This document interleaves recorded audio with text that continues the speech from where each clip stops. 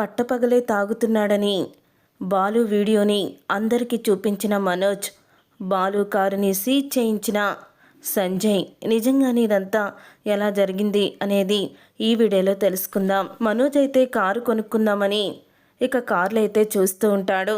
కార్లు అమ్మే అతనైతే, ఏంటి సార్ మీరు ఎన్ని కార్లు చూశారు, మా టైం అంతా వేస్ట్ అయిపోతుంది.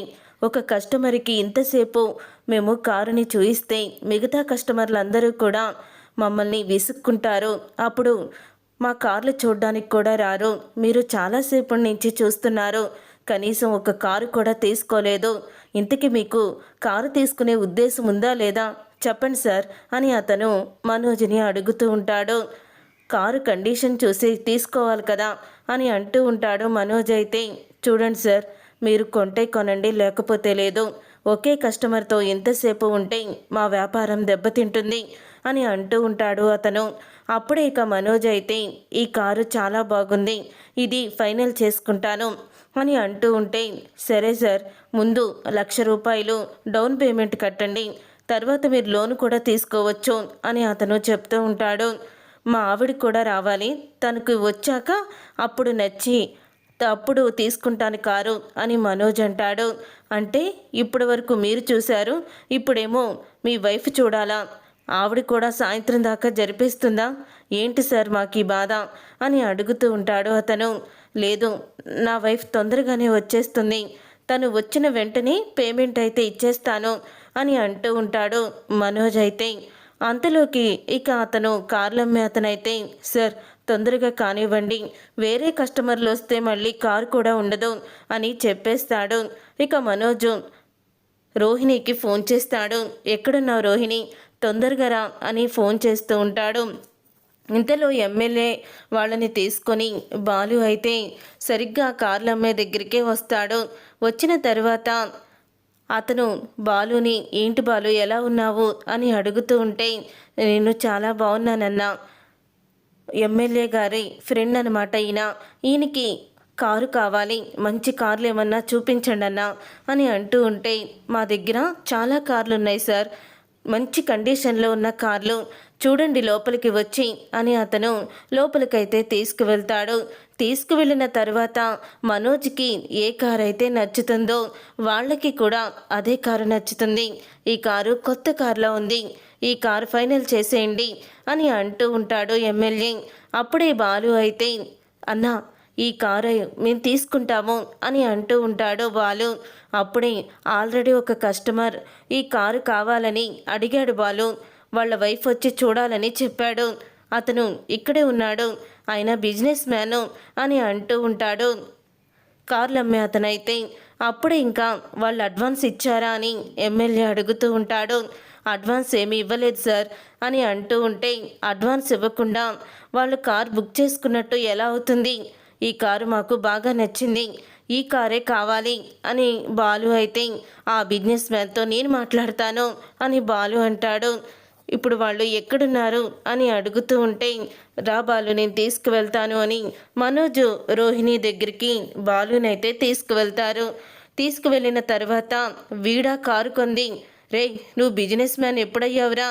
పల్లీలు తింటూ పార్కులో పడుకుంటూ గుడిమెట్ల దగ్గర అడుక్కునేవాడివి, నువ్వు బిజినెస్ మ్యాన్వా అని అంటూ ఇన్సల్ట్ చేస్తూ ఉంటాడు మనోజ్ని బాలు అయితే. అప్పుడు ఇక బాలు అయితే మనోజ్ని అలా ఇన్సల్ట్ చేయడంతో రోహిణి, ఏంటి బాలు, అసలు ఎక్కడ ఏం మాట్లాడాలో తెలీదా? ఇంట్లో ఇన్సల్ట్ చేసింది సరిపోలేదా? బయట కూడా మీ అన్నయ్య పరువు తీస్తున్నావు అని రోహిణి అడుగుతూ ఉంటుంది. అప్పుడే ఇక బాలు అయితే, చూడండి సార్, వీడు బిజినెస్ మ్యాన్ ఏం కాదు, వీడికి ఎటువంటి ఉద్యోగం లేదు, త్వరలో బిజినెస్ స్టార్ట్ చేయడానికి ఒక ఉద్యోగంలోనే వీడు తిన్నగా ఉండడు, అలాంటిది బిజినెస్ ఏం చేస్తాడు? వీడు 1,00,000 రూపాయలు కట్టి నెల నెల ఈఎంఐలో మీకు డబ్బులు ఇస్తాడు, కానీ ఆ డబ్బులు కూడా కడతాడో కూడా తెలీదు, మధ్యలోనే ఆపేయొచ్చు అని అంటూ ఉంటాడు బాలు అయితే. రే నా విషయంలో జోక్యం చేసుకోకు అని అంటూ ఉంటాడు మనోజ్ అయితే. నువ్వు కారు కొనుక్కుని ఏం చేస్తావురా? పల్లీలు తినడానికి కారులో వెళ్తావా, లేకపోతే గుడి దగ్గర అడుక్కోవడానికి కారులో వెళ్తావా అని అంటూ ఉంటాడు బాలు. చూడన్నా, ఇప్పుడు నేను తీసుకువచ్చిన కస్టమరు డౌన్ పేమెంట్ చేసేస్తాడు, మీకు రిస్క్ కూడా ఉండదు అని అంటూ ఉంటే, సరే బాలు, ఆ కారు నీకే ఇస్తాను అని అతనైతే చెప్తాడు. అదేంటి సార్, అసలు ఆ కారు మేం కదా ముందు సెలక్షన్ చేసుకుంది, మాకు కదా మీరు ఇవ్వాల్సింది అని అంటూ ఉంటాడు మనోజ్ అయితే. లేదు సార్, మీరు సెలెక్ట్ చేసుకున్నారు, మీ వైఫ్ వచ్చి చూస్తే తప్ప కొంటానో లేదో చెప్పలేమన్నారు, వీళ్ళు కొనేసుకున్నారు, దాంతో తప్పేముంది, మీరు వేరే కార్ తీసుకోండి అని అతను చెప్తూ ఉంటాడు. అప్పుడే రోహిణి అయితే, ఇది చాలా అన్యాయం, కారు మేము సెలక్షన్ చేసుకుంటే వాళ్ళెవరికో ఇవ్వడం ఏంటి మీరు అని రోహిణి అంటూ ఉంటుంది. మీ కారు ఇచ్చి నేను ఇబ్బంది పడలేనమ్మా, స్వయంగా మీ ఆయన తమ్ముడే చెప్తున్నాడు సరిగ్గా పేమెంట్ కట్టరని, ఇలా పల్లీలు తినేవాడు, అడుక్కునే తినేవాడు అని చెప్తున్నాడు కదా. సొంత అన్నయ్య గురించి సొంత తమ్ముడు అలా చెప్తున్నాడంటే వీడెంత మోసగాడో అర్థమైంది అని అంటూ ఉంటే, ఆ మాట విని రోహిణి అయితే, బాలు నువ్వు చాలా ఇన్సల్ట్ చేస్తున్నావు అని అంటూ ఉంటుంది. రోహిణి అయితే, బాలు ఏమీ పట్టించుకోడు, మీరు వేరే కార్ తీసుకొనిరా అని అక్కడి నుంచి వెళ్ళిపోతాడు. చూసావా రోహిణి, మనకి నచ్చిన కారుని వాడు వేరే వాళ్ళకి ఇప్పిస్తున్నాడు అని అంటూ ఉంటాడు. మనోజ్ అయితే బాధపడుతూ ఉంటాడు. అప్పుడే ఇక మనోజ్ అలా బాధపడుతూ ఉంటే రోహిణి అయితే, మనకి టైం వస్తుంది కదా, మనము చూపిద్దాము అని అంటూ ఉంటుంది. రోహిణి, అన్నా ఈ కారు మీకు అయిపోయింది, డౌన్ పేమెంట్ కట్టేయండి అని బాలు అయితే చెప్తూ ఉంటాడు. థ్యాంక్స్ బాలు, మంచి కారుని చూపించావు అని అంటూ ఎమ్మెల్యే అయితే బాలుని పొగుడుతూ ఉంటాడు. తర్వాత ఇక శృతి అయితే రవి రెస్టారెంట్ దగ్గరికి వస్తుంది. రవి రెస్టారెంట్ దగ్గరికి వచ్చి రవి అప్పుడే ఫుడ్ అంతా కూడా సప్లై చేస్తూ ఉంటాడు. అప్పుడే రవిని అయితే పిలుస్తుంది. ఇక రవి శృతిని చూసి, ఏంటి శృతి ఇలా వచ్చావు, ఫుడ్ కావాల్సి ఉంటే నేనే డెలివరీ ఇచ్చేవాడిని కదా అని అడుగుతూ ఉంటాడు రవి.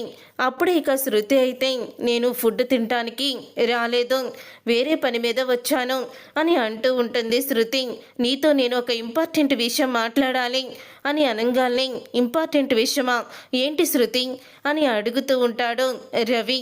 మనం వెంటనే పిల్లల్ని కనాలి అని అనగానే చుట్టుపక్కల ఉన్న కస్టమర్స్ అందరూ కూడా ఒక్కసారి రవి వంకైతే చూస్తారు. అప్పుడే ఇక అది విని, ఏంటి నీకు ఎక్కడ ఏం మాట్లాడాలో తెలీదా, మనం బయటికి వెళ్ళి మాట్లాడుకుందాంరా అని అంటూ బయటికైతే తీసుకువెళ్తాడు. ఏంటి శృతి, అందరి ముందు అలా అడిగేస్తున్నావు అని అంటూ ఉంటే, నాకు అర్జెంటుగా పిల్లలు కావాలి, మనం పిల్లల్ని కనాలి అని అంటూ ఉంటే, ఇదేమన్నా బర్గర్ ఆర్డర్ చేయడంగానే వచ్చేయడానికి పిల్లలు 10 నెలలు టైం పడుతుంది అని అంటూ ఉంటాడు రవి. ఆ 10 నెలలు నేను వెయిట్ చేస్తాను, ఆ 10 నెలల కన్నా ముందు మనం పిల్లల్ని కనాలని ఒక నిర్ణయం తీసుకోవాలి కదా, ఆ నిర్ణయం ఇప్పుడు తీసుకున్నాను, పద ఇంటికి వెళ్దాం, ఆ ప్రాసెస్ ఇప్పుడే మొదలు పెడదాము అని అంటూ శృతి అయితే మాట్లాడుతూ ఉంటుంది.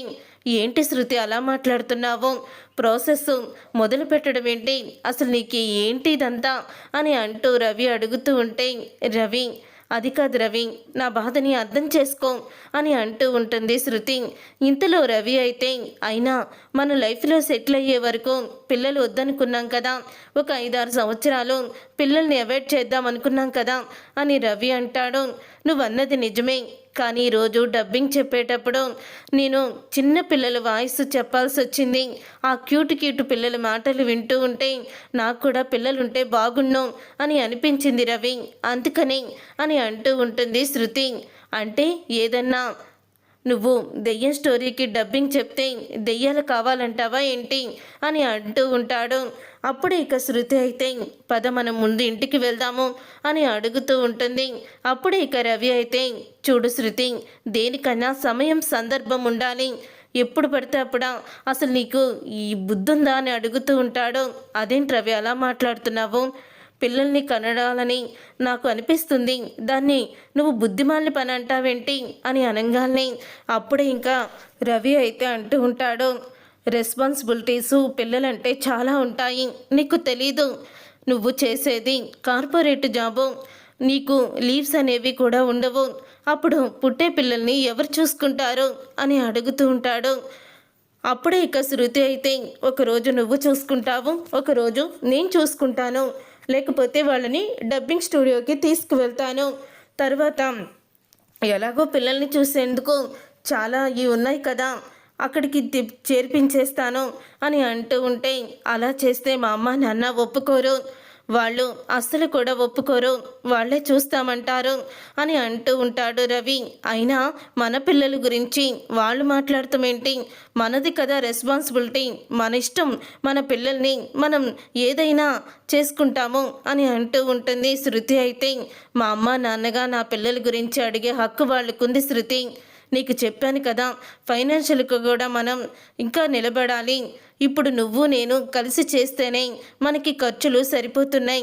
రేపు పిల్లలు పుట్టాక డైపర్స్ అని, మెడికల్స్ కానీ చాలా అయిపోతాయి, అవన్నీ అర్థం చేసుకో అని అంటూ ఉంటే, తరువాత నువ్వు పిల్లలు పుట్టాక లీవ్ తీసుకోవాల్సి వస్తుంది, నీకు అప్పుడు జీతం రాదు, జీతం రాకపోతే ఆ తర్వాత నువ్వే ఇబ్బంది పడతావు, మన ఇద్దరం ఇబ్బంది పడతాము, కాబట్టి కొన్ని రోజులు అవాయిడ్ చేయడమే మంచిది అని రవి అయితే అంటూ ఉంటాడు.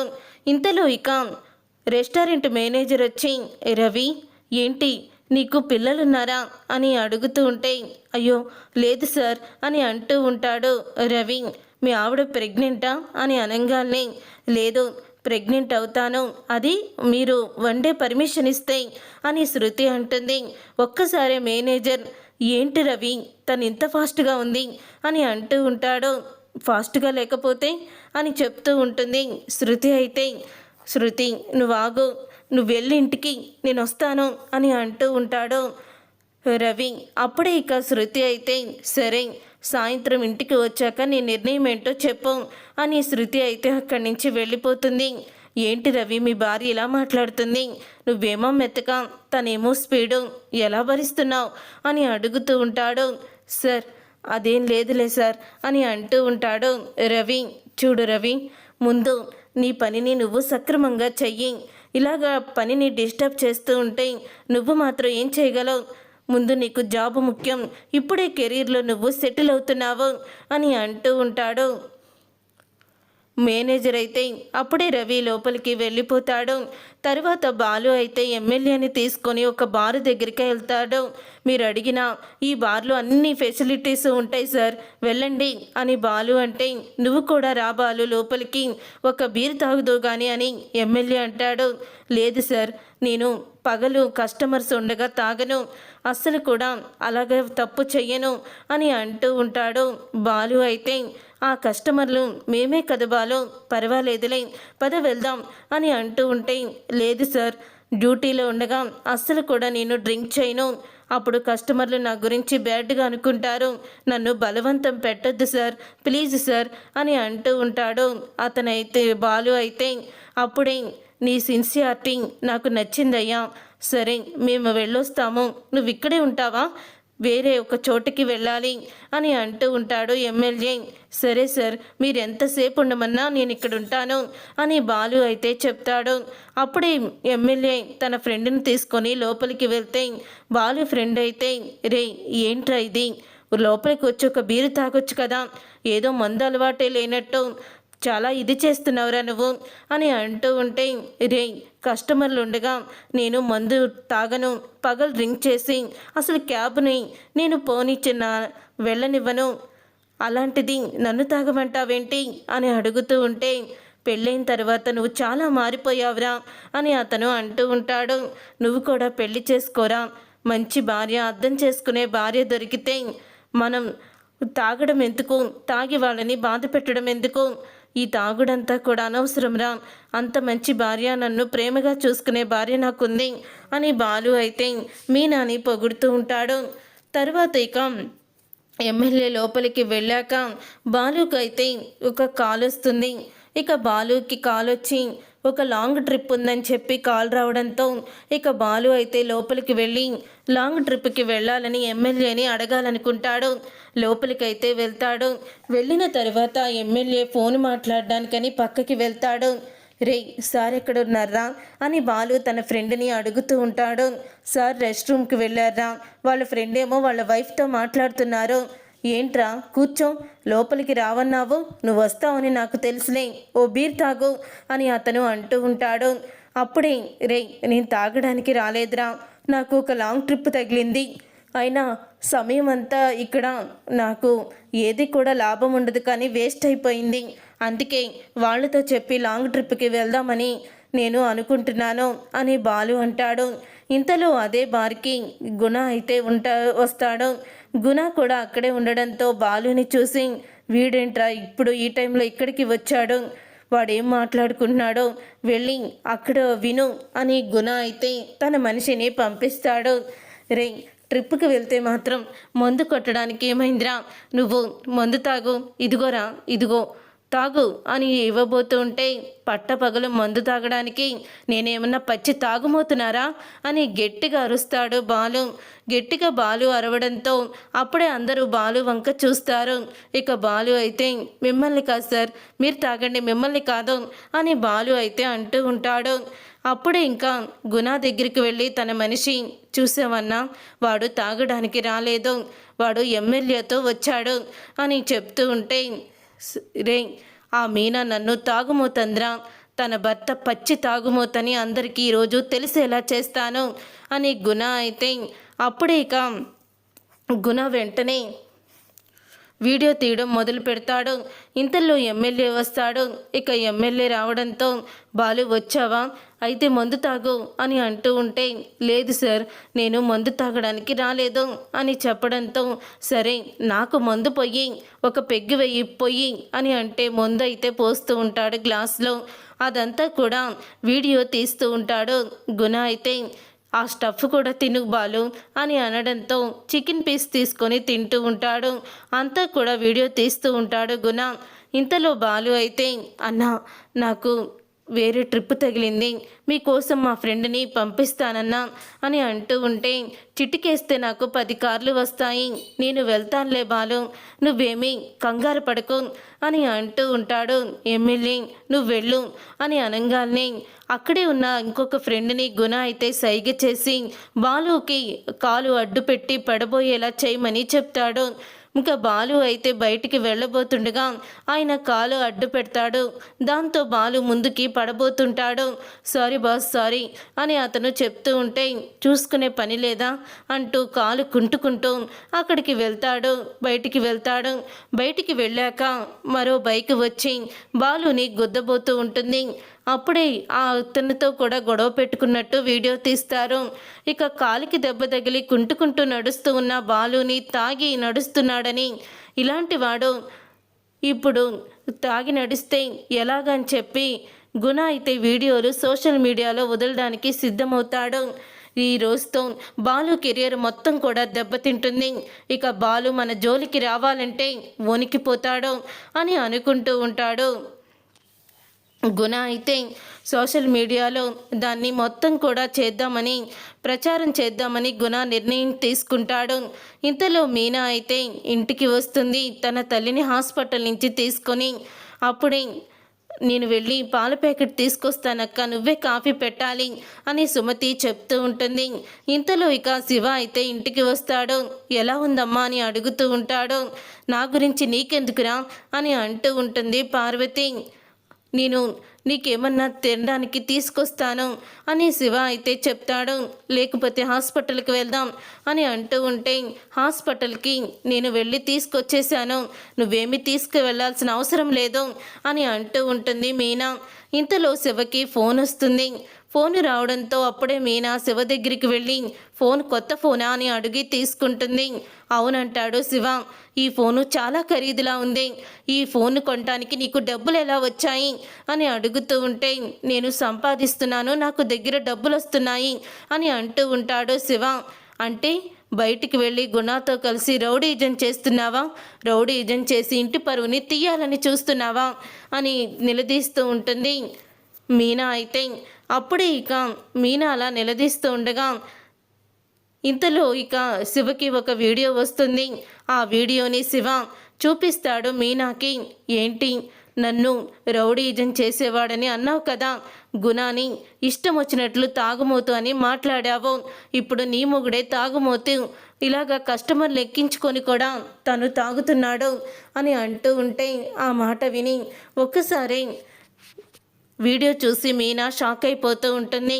సోషల్ మీడియాలో బాలు వీడియో హల్చల్ చేయడంతో అప్పుడు బాలు ఎలాగైతే పార్కులో ఉన్న వీడియోని అందరికీ ల్యాప్టాప్లో వేసి చూపించాడో అదేవిధంగా మనోజ్ కూడా ల్యాప్టాప్లో బాలు వీడియో వేసి అందరికీ కూడా చూపిస్తాడు.